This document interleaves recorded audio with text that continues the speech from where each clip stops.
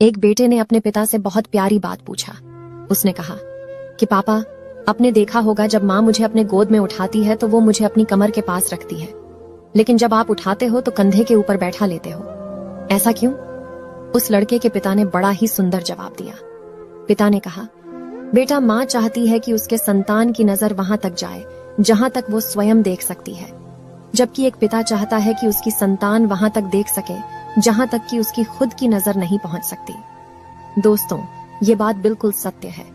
एक पिता हमेशा चाहता है कि उसकी संतान उससे भी ज्यादा आगे जाए और खूब नाम कमाए। चाहे माता हो या पिता, दोनों ही अपने औलाद को जिंदगी में सफल देखना चाहते हैं। इसलिए आपका भी फर्ज बनता है कि आप भी अपने माता पिता को खुश रखें। और हाँ, वीडियो अच्छा लगा तो लाइक और शेयर जरूर। मेरे और मेरे पति के बीच कुछ भी ठीक नहीं चल रहा था। मेरी और उनकी किसी न किसी बात पर रोज लड़ाई हो रही थी।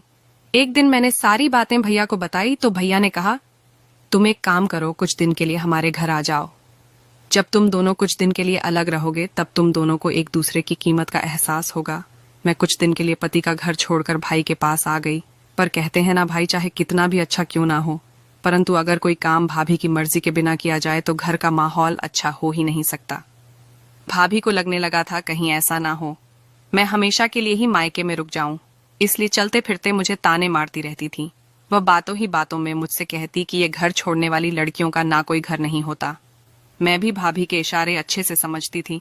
मुझे कुछ ही दिनों में एहसास हो गया कि यह मेरा मायका नहीं है, बल्कि यह अब भाभी का घर है। मैं भाई का घर छोड़कर वापस ससुराल आ गई और रात भर मैं यही सोचती रही कि अगर मेरी माँ जिंदा होती तो शायद आज मुझे मायके से वापस ना आना पड़ा।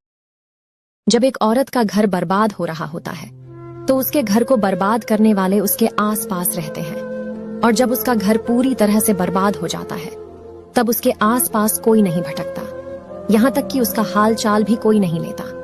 तो एक बात हमेशा याद रखे, पति पत्नी को अपना रिश्ता खुद सुलझाना है, उसे संभालना है, किसी के कहने पर खत्म नहीं करना है। क्योंकि किसी रिश्ते को बर्बाद करने वाले तो हजारों लोग मिल जाएंगे, लेकिन उस रिश्ते को ठीक करने वाला, संभालने वाला कोई नहीं मिलेगा।